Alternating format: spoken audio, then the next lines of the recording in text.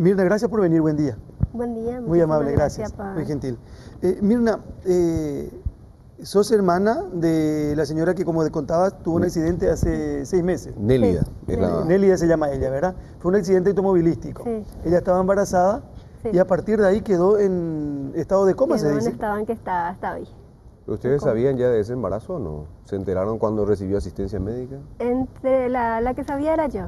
Ella Ajá. me contó porque tampoco ella sabía que estaba embarazada y se enteró unos días antes. Entonces ella vino para hacerse el estudio específicamente sobre eso. ¿Ella tiene otros hijos? Tiene 2. ¿Y de dónde es ella?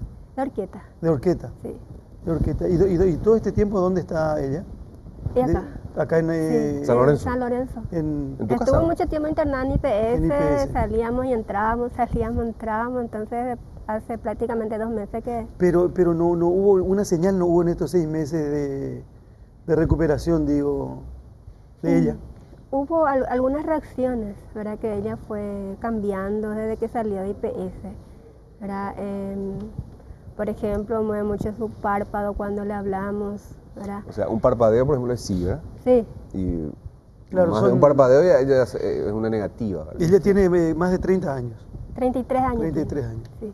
Doctor Battaglia, gracias por venir también y por estar con nosotros. ¿Cómo se explica esto, doctor? Porque el chiquito nació 100% bien, ¿verdad? ¿O no? Sí, perfecto. El bebé nació sin ningún tipo de complicación, salvo la prematurez, pero sano. Para su edad gestacional, absolutamente normal. Le faltaba un mes más o menos, doctor, ¿verdad? Le faltaba más o menos un mes. Nació de 34 semanas. Desde las 37 semanas hablamos de término y de madurez como para nacer ya y eventualmente no tener inconvenientes. Pero en el caso de Mateo, nació a las 34 semanas, entró en trabajo de parto en forma espontánea la madre, rompió bolsas y es lo que hizo que los familiares se percaten de que estaba eventualmente ya iniciándose el trabajo de parto. Le llevaron rápido al hospital y ahí se corroboró que sí, efectivamente estaba en trabajo de parto inicial, ya estaba con dilatación, con las bolsas rotas. Se armó la comunicación para todo el equipo de soporte, conseguirle los lugares, etcétera, para después de la cirugía, y se interrumpió el embarazo y nació Mateo con 2.300 gramos, 34 semanas, sano, por una operación cesárea que también fue normal, sin mayores inconvenientes. Y doctor, ¿y cómo se explica esto? La situación de la madre y el proceso donde el bebé va a sacar lo que el organismo humano es una máquina terriblemente perfecta, y el bebé adentro del seno materno tiene absolutamente garantizado todo para crecer a través de lo que recibe de la madre. En este caso yo creo, y eso hay que resaltar, es fundamental también el apoyo que ella tuvo en la casa, porque ella se alimenta por sonda, no se alimenta normalmente. Eso siempre genera una dificultad en la calidad de la ganancia de peso y demás.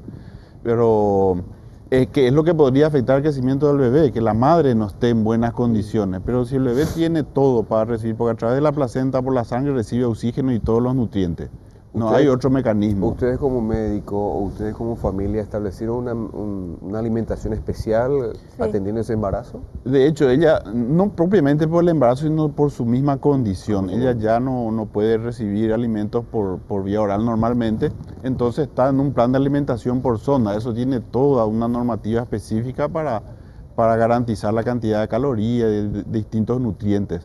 Imagino que sí estarán desde el comienzo recibiendo soporte del área de nutrición en el hospital para saber qué tipo de alimentación y cómo administrarle, ¿verdad? Aparte de lo primero que nos preguntó cuando nació Mateo fue, la doctora nos dijo, ¿de qué se alimentaba Nélida? Claro, pues según leí tiene 2,3 kilos. Enorme. Peso normal para su edad gestacional, o sea... Ella se alimentaba, no tuvo... aparte de lo que IPS nos enseña, ¿verdad? Un plan de alimentación, ¿verdad?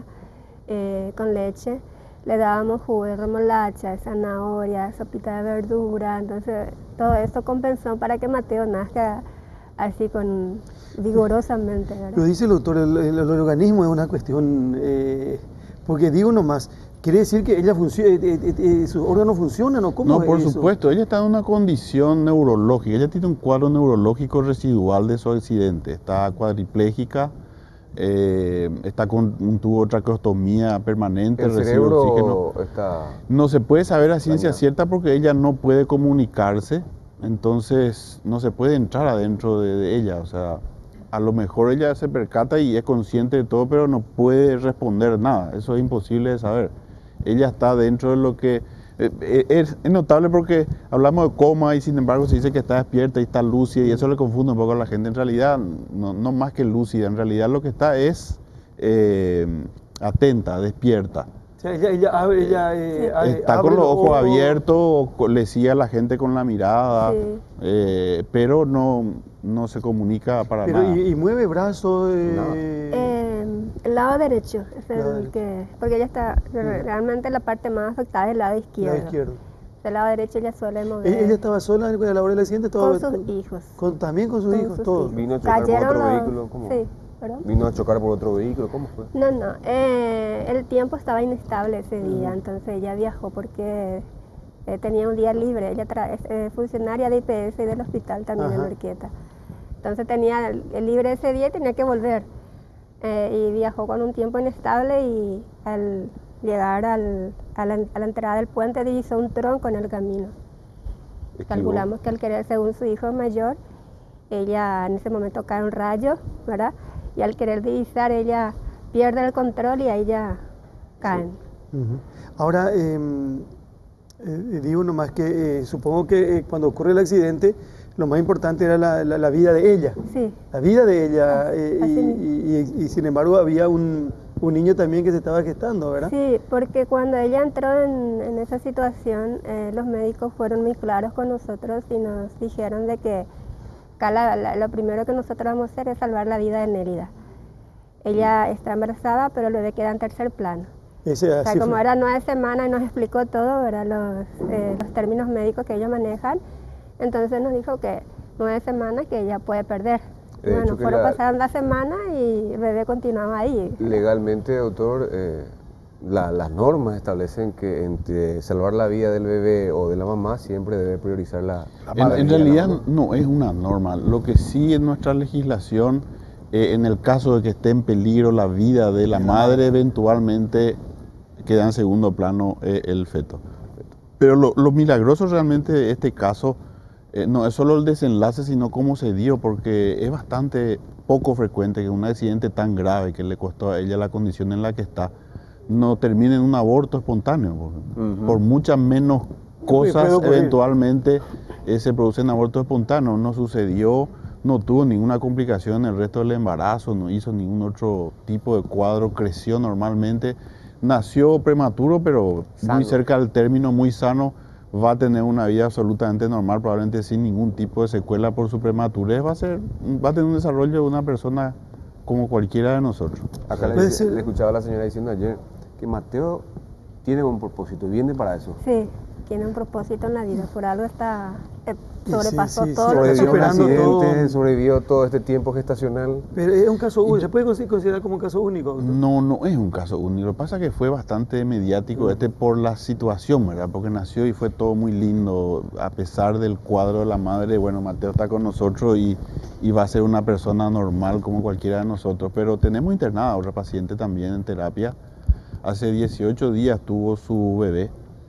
Había tenido un accidente automovilístico también con 17 semanas de gestación. Y a las 29 semanas hubo que interrumpir porque el bebé estaba con un sufrimiento fetal agudo. ¿Qué número de semana dijo? 29. 17 y se interrumpió a las 29, pero en este caso es diferente y es lo que entra más en la norma, lo habitual que solemos ver. Cuando hay una situación que compromete mucho el organismo de la madre, los mecanismos defensivos del feto actúan y está como en alerta permanente, se secreta un tipo específico de hormona que mantiene todos los órganos, digamos, y eso acelera su maduración. Entonces, cuando se interrumpió, el pediatra le evaluó por la evaluación externa al nacimiento como de 32 semanas, lo que habla bien porque salió más maduro, pero con 1,4 kg nomás nació. Está todavía también en terapia neonatal el bebé, con respirador porque no puede respirar sin asistencia respiratoria, y la madre igual también está con respiración mecánica desde su accidente. O sea que en el caso de ella es mucho más grave su condición y estuvo también igual que Nélida con cuadros típicos en este tipo de pacientes, ¿verdad? Por el tema de las cánulas permanentes, tienen vías de entrada pulmonares que son muy lábiles para las infecciones. Entonces, tienen cuadros infecciosos y están entrando y saliendo, en el caso de Nélida, en el caso de esta señora, tratándose ahí dentro del hospital mismo en la terapia. Entonces, bueno, también tenemos ese caso. En realidad, no fue tan famoso el bebé como en el caso de Mateo. Lo de Mateo se volvió, lo de mi hermana y Mateo se volvió mediático porque a través de lo que yo escribo sobre ella. Claro. ¿Verdad? Entonces, al enviar a alguien lo que escribí, me dice, ¿puedo publicar, Mirna? Entonces sí, y después, a partir de ahí entonces esto se volvió todo viral, ¿verdad? Y todo mediático. Se mediatizó. Ahora, doctor, Mateo, así como el otro bebé, ¿tendrán chance de mamar, tomar leche materna? En el caso del otro bebé es poco probable porque ambos están con respiración mecánica por de pronto. Entonces, la mamá y el bebé. En el caso de Mateo va a depender mucho de lo que digan los clínicos que están manejándole a ella ahora, porque su condición también es una condición de riesgo de infección y demás.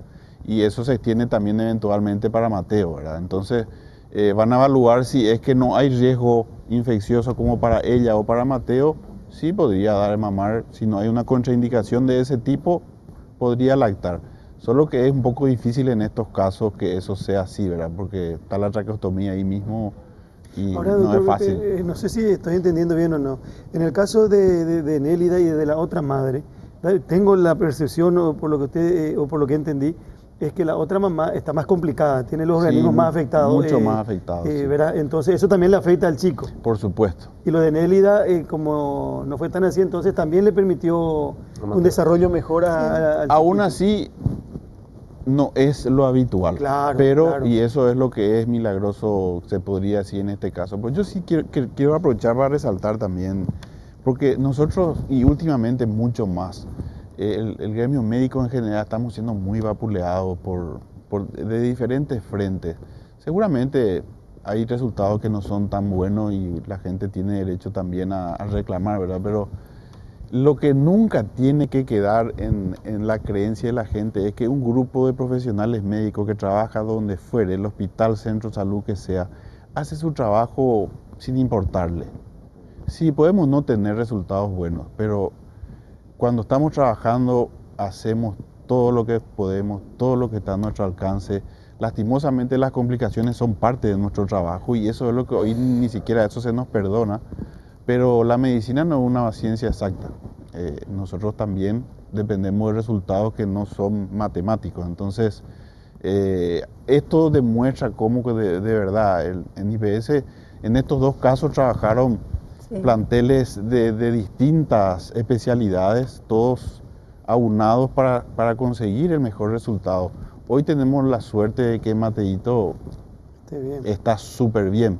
Seguimos peleando por el otro caso, como te dije, ¿verdad? Eso no se sabe, pero todos los días en la terapia neonatal y en la terapia de adultos están los profesionales y todo el personal de Blanco peleando para que salgan adelante. Mateo, ¿cuándo saldría de alta? Y eso depende mucho de neonatología, pero dada su condición no creo que pase mucho de una semana máximo, 2. ¿Y la mamá? Y la mamá de su cuadro quirúrgico actual, de su cesárea, 72 horas es la evolución normal para el alta en un caso común, ¿verdad? En el caso de ella está con cuidados especiales, no depende solo su alta de su cirugía misma, sino de todo lo demás, o sea que habrá que ver dependiendo de su evolución, que es muy buena, igual, así que no creo que tampoco necesite quedar internada por demasiado tiempo.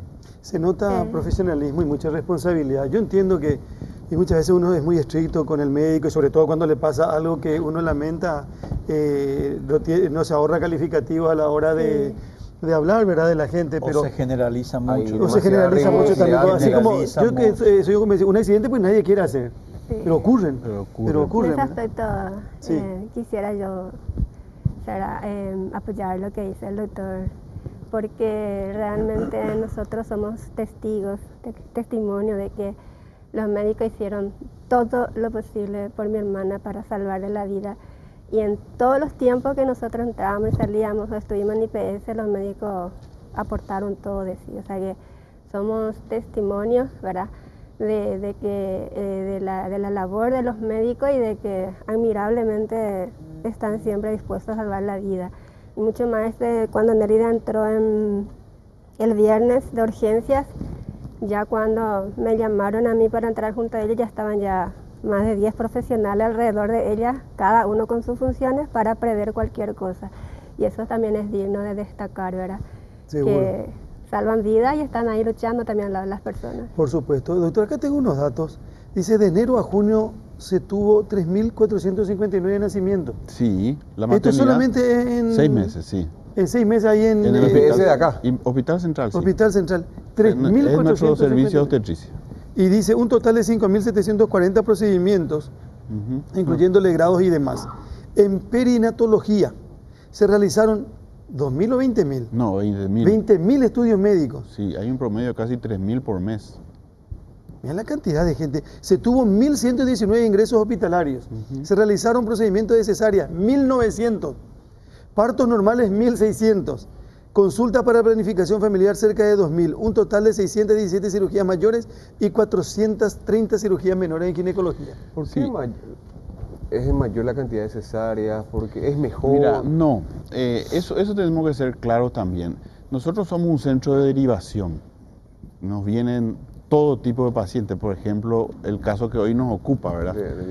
Bien. Yo estoy convencido que aún con esa cantidad de pacientes que tenemos de estado complicado o con riesgos graves, estamos todavía por encima de lo que se debería operar para el nacimiento, pero la verdad es que es muy difícil hacer una intervención al respecto porque las condiciones eventualmente hacen también que el volumen de trabajo es, como ustedes pueden ver, enorme. Hay 25 o 30 nacimientos por día.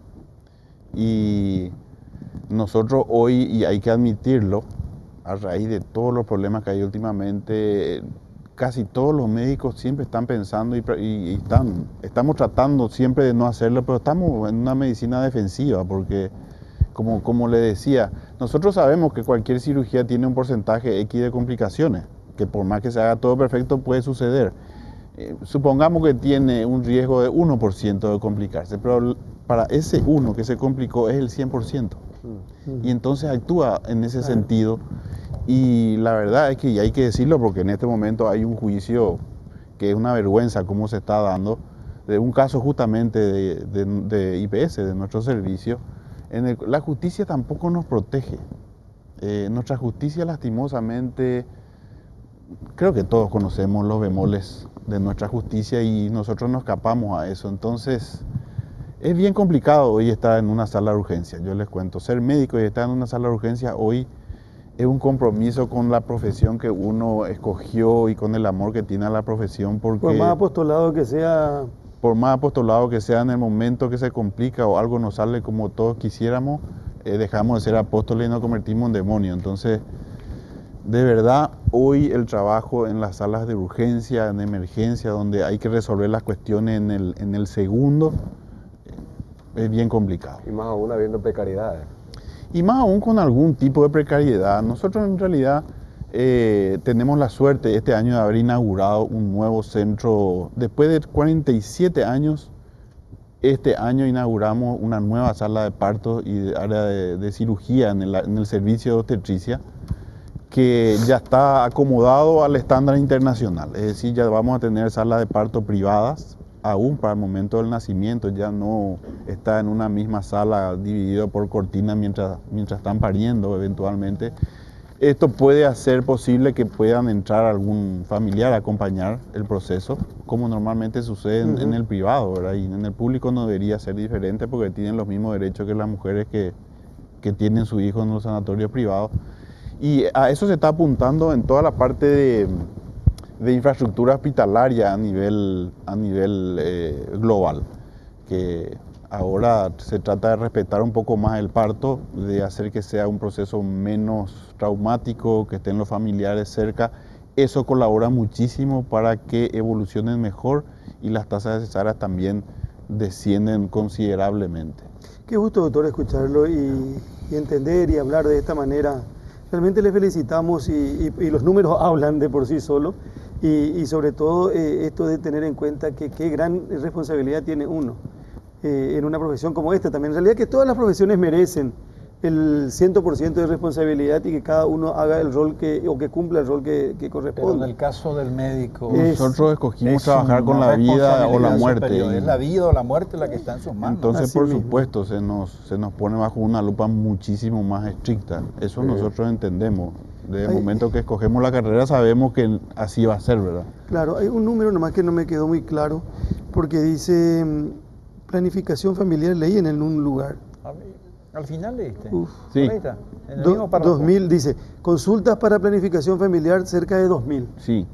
Eso no significa que no se haya hecho consulta en otro lugar sobre la planificación No, familiar, esto es ¿verdad? solamente números de nuestro servicio en el hospital. Claro, en el central. hospital, porque no, pero Eso digo, no habla del resto de la red. no, pero hicieron planificación familiar a lo mejor en otro lado y después tuvieron el bebé acá o no. No. Eso se refiere a los consultorios externos. Porque nosotros en el departamento de ginecobstetricia y medicina perinatal tenemos un servicio de ginecología donde está toda la parte de cirugía de trastorno o problemas, digamos, de la mujer, así como también la parte de oncología. Está el servicio de obstetricia que se encarga de todo lo relacionado con embarazo y parto. Y está el servicio de medicina perinatal. Dentro del servicio de obstetricia y también del de ginecología tenemos consultorios externos para atención prenatal, climaterio y uno de los consultorios es también el consultorio de planificación familiar. Que lastimosamente todavía no tiene la importancia que pretendemos que tenga, porque tenemos experiencia de trabajo ya en otros hospitales por muchos años con planes muy exitosos de planificación familiar, sobre todo posparto, porque esa es la tendencia actual. A la mujer que ya vino a parir un hijo que no buscó, si tiene disponible un método de planificación seguro, administrado por un profesional, por supuesto, que aceptan ser usuarias de los métodos, y es nuestra obligación entonces tener eso disponible también en las maternidades, y a eso estamos apuntando. En relación a eso, en el Hospital Nacional, en la época que estuve allá, desarrollamos ese programa de una manera muy importante, tanto así que cobró trascendencia internacional, porque redefinimos lo que es la introducción de un DIU después de un parto. Es un método muy bueno, de largo plazo y muy barato, que estaba abandonado porque tenía una tasa de falla, de expulsión un poco alta, más que la que los profesionales aceptaban.